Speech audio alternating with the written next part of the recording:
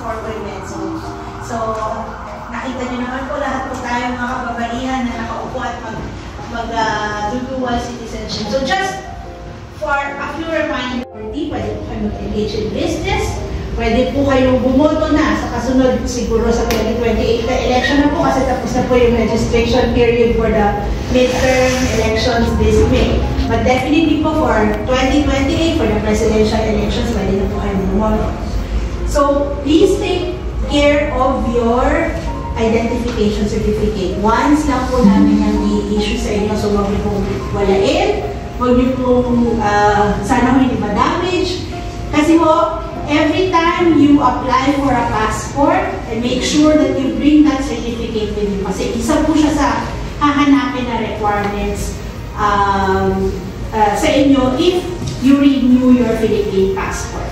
So just also, pagka babiyahe po kayo sa Pilipinas, make sure you bring the certificate with you so that you're entitled to stay in the Philippines. Especially if you're not traveling on a Philippine passport. Kung ang kunyari ng ating kanang kamay, at sundan niyo po ako, state your name please. Solemnly swear that I will support and defend the Constitution of the Republic of the Philippines and obey the laws and legal orders promulgated by the duly constituted authorities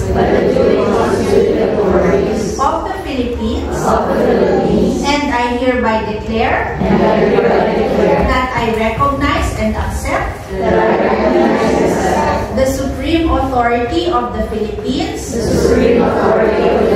and will maintain true faith and allegiance thereto, and that I impose this obligation upon myself voluntarily, without mental reservation or purpose of evasion. Congratulations to everyone!